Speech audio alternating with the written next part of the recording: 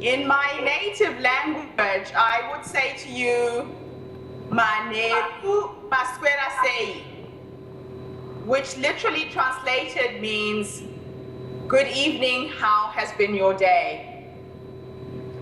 I'm absolutely honored to be able to present to you today all the way from Pittsburgh, USA. Jules, thank you so much for this opportunity. A lot of people have asked me, Getrude, are you the typical African woman?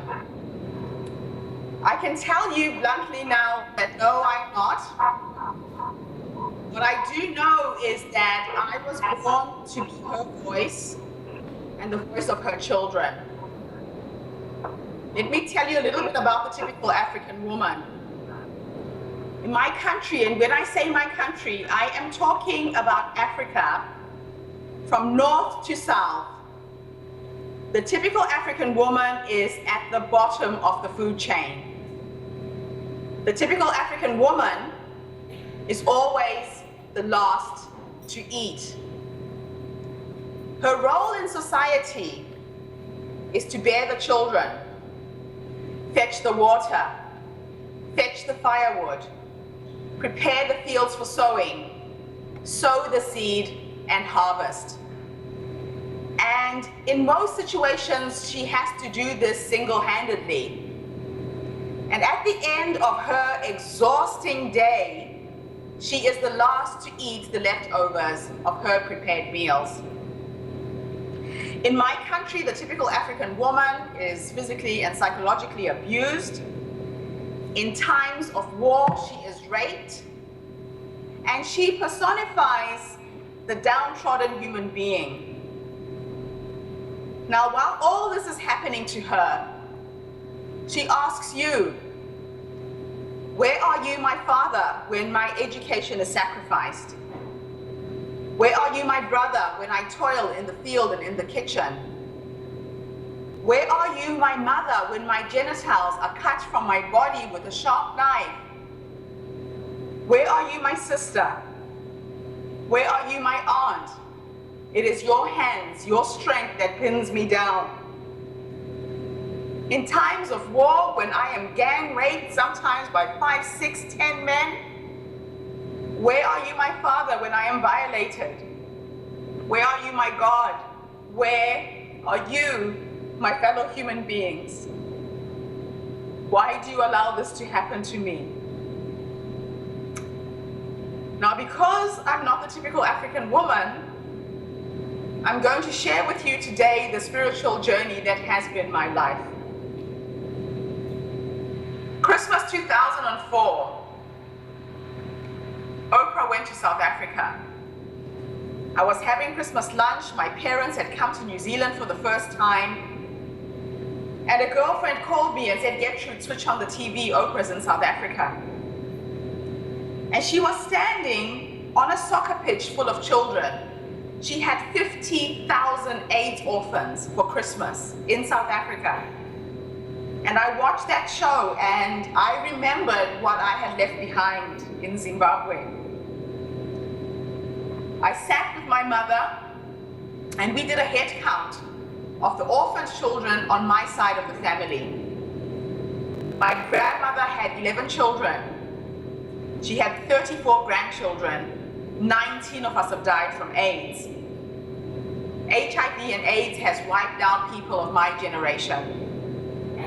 I called my father-in-law, did a head count of the children on that side of the family, and between my family and my husband's family, we have 89 children who have either lost one parent or both because of HIV. So I made up my mind that I had to make a difference to these kids. I had been writing my book for a number of years. It's a spiritual memoir that outlines the magical journey that I have been on.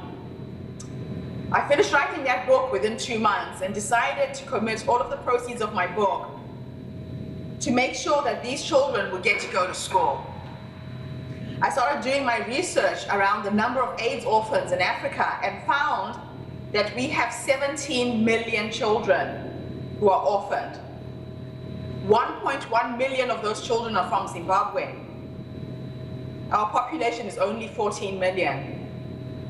We have children aged 3, 4, 5 on the streets, hustling to survive. I found that the average life expectancy of a Zimbabwean female is now 37. I found that 2,500 people die of HIV-related diseases every single day.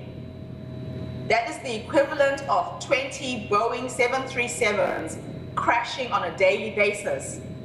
And most of the world doesn't know about this. So I finished writing my book and I started selling it. And I started sending money back to Zimbabwe to pay for school fees, for food, for clothing. And I started appealing to family members to take the children in. In Zimbabwe, we never used to have orphanages.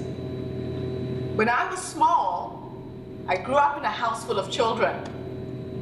If someone died and the child needed to be taken in, my mother would take in all these kids, and sometimes we wouldn't even be related to them. But right now in Zimbabwe, because of the number of children that need help, one person can't take in 5, 6 kids who have lost both mom and dad. So our traditional way of caring for orphans is disappearing. So I go back and I find a grandparent, an uncle, an aunt, anyone who's willing to take the children in so I can keep them together as a family. And I guarantee that I will go and raise the money for their school fees, for their food, for clothing, for medication. And that's what I've been doing for the last 7 years. So my book costs $35, and every month money is going back to Zimbabwe to take care of the kids.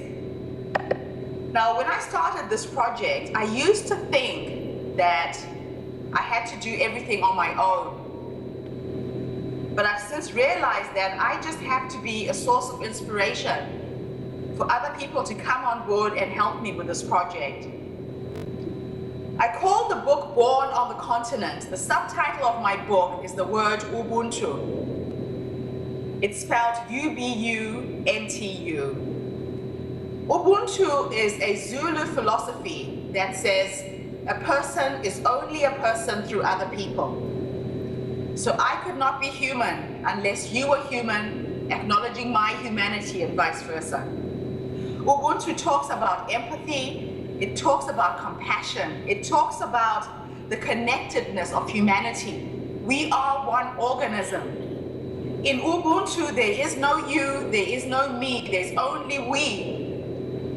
And the way my grandmother used to explain this philosophy is that she would say that the human race is one organism. She'd say, imagine your body. If you cut your finger and you start to bleed, your white blood cells will rush to that point to heal it. That's what you should be doing for each other in the world. So that if we hear that there is an earthquake in Haiti, the 7 billion people on this planet need to respond and send $1 each, and that country would be restored within a day.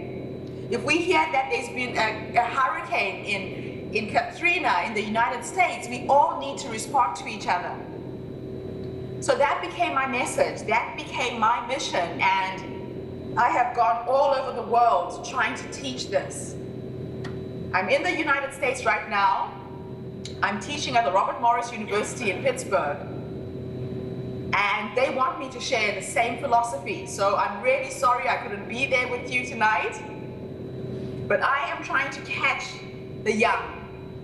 I'm trying to inspire young people to see that we can change our world if we each play a part in the equation. The world's problems are very small. They're not that difficult.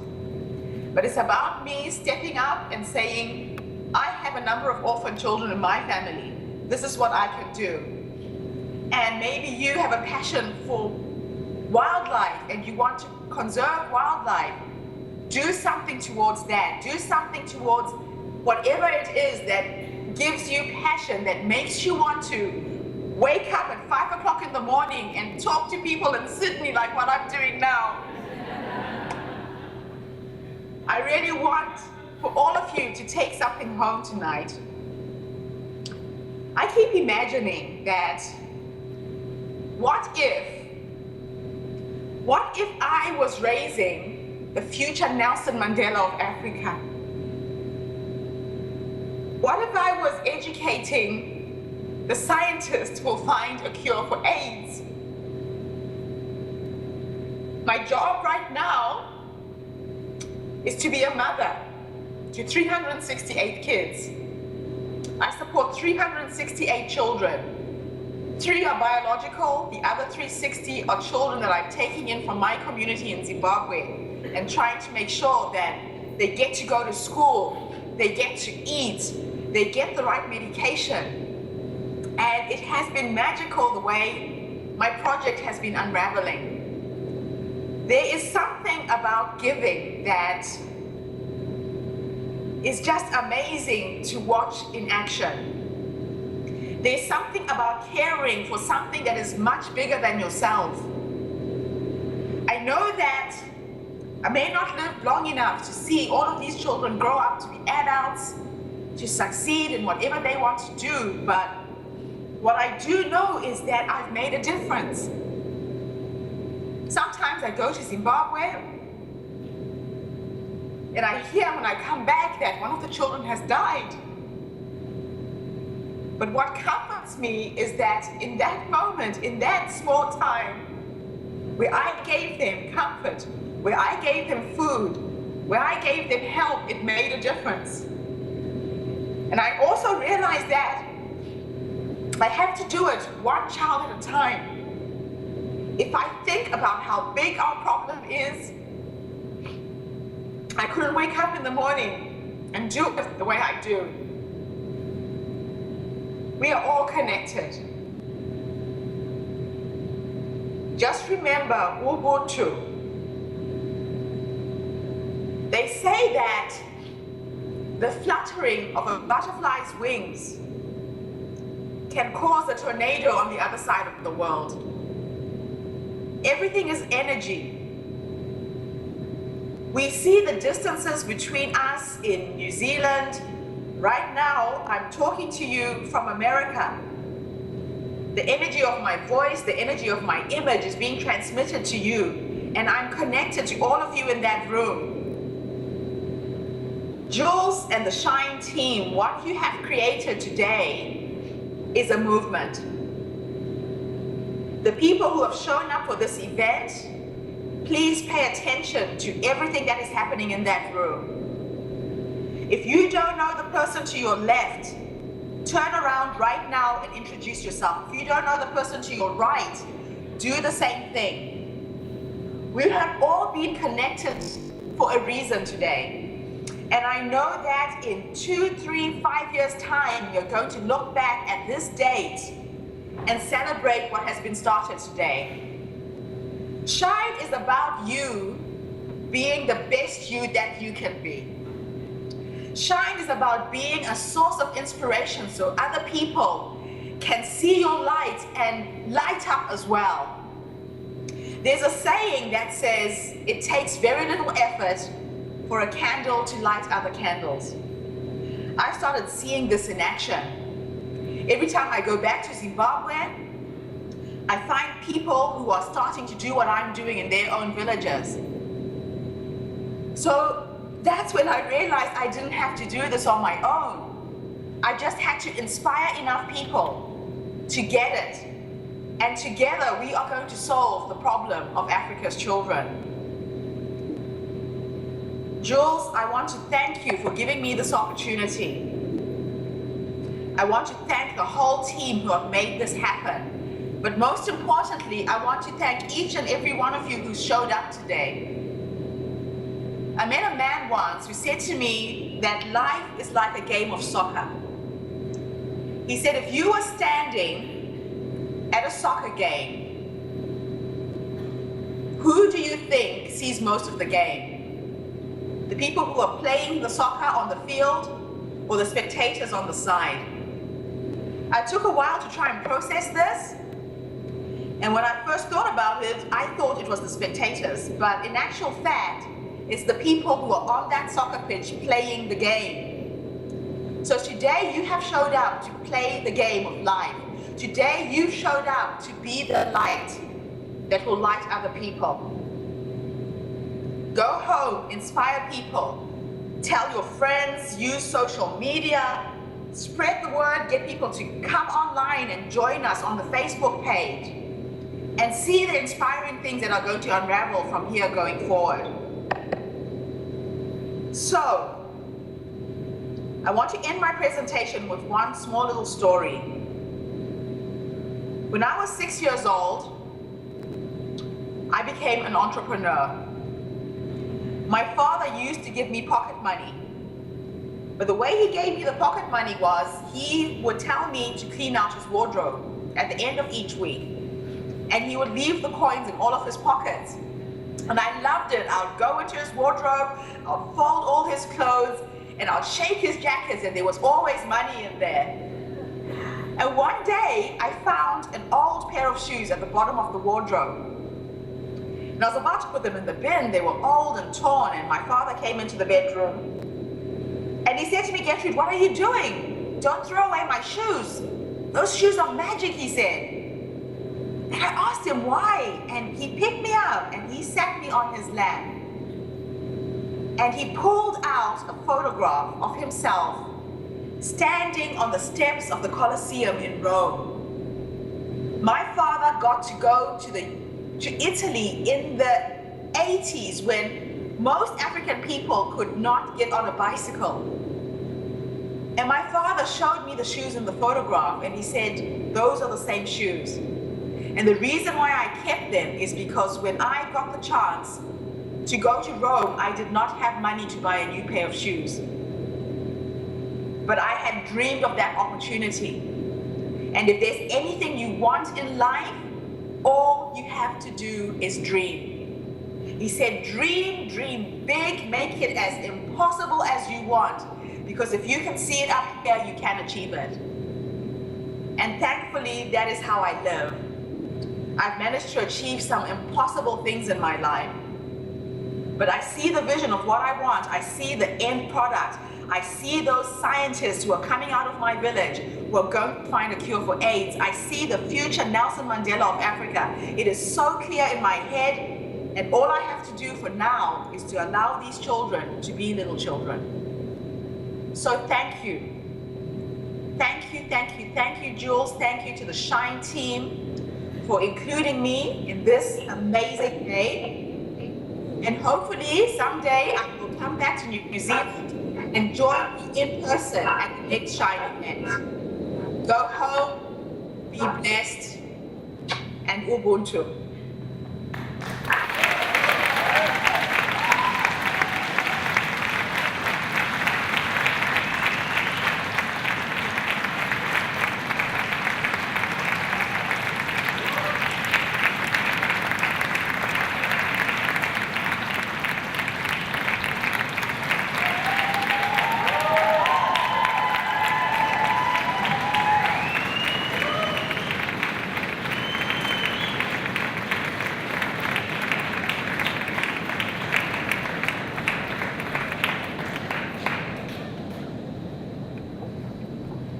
Thanks, Getrude.